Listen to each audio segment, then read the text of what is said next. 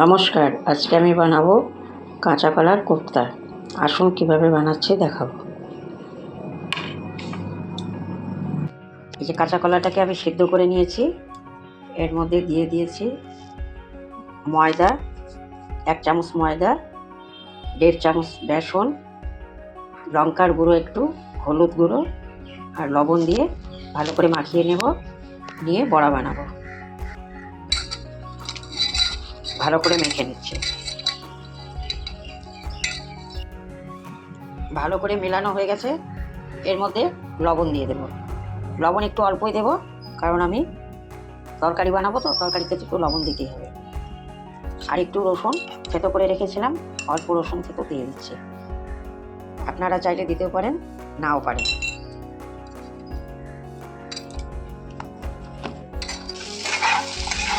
আলু যে কেটে রেখেছিলাম, আলুটাকে আলাদা ভেজে নিচ্ছি, নুন আর হলুদ। হাতে একটু সাদা তেল লাগিয়ে নিয়েছি, নিয়ে এটাকে গোল গোল করে ছোট ছোট করে বানাচ্ছি।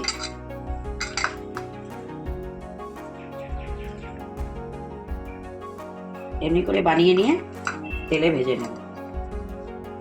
কড়াই বসিয়েছিলাম, কড়াই গরম হয়ে গেছে, তেল দিয়ে দিচ্ছি। গোল গোল করে যে বড়াগুলো বানিয়েছিলাম, এবার আমি তেলে ছেড়ে দেব।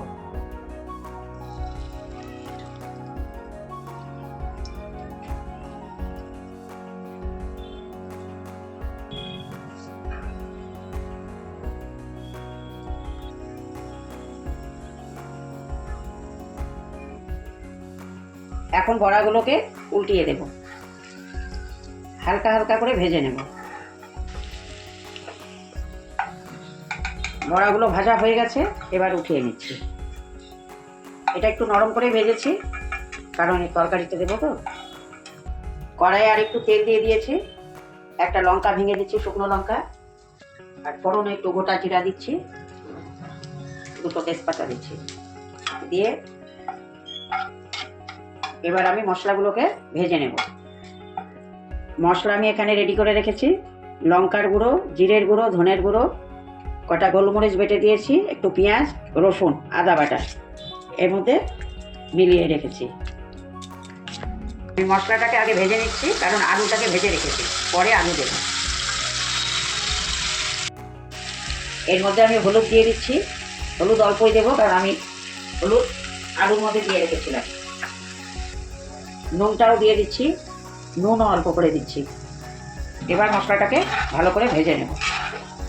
মশলাটা ভাজা হয়ে গেছে, এর মধ্যে আমি আলুগুলোকে দিয়ে দিচ্ছি।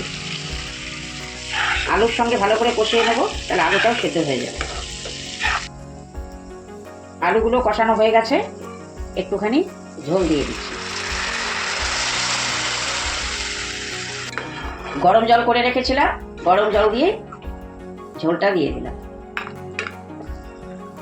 একটু চিনি দিয়ে দিচ্ছি, গরম মশলাও দিয়ে দিচ্ছি। ভালো করে ফুটে উঠলে বড়াগুলোকে দিয়ে দেব। এটা ফুটে উঠেছে, এখন এই বড়াগুলোকে আস্তে আস্তে দিয়ে দেব।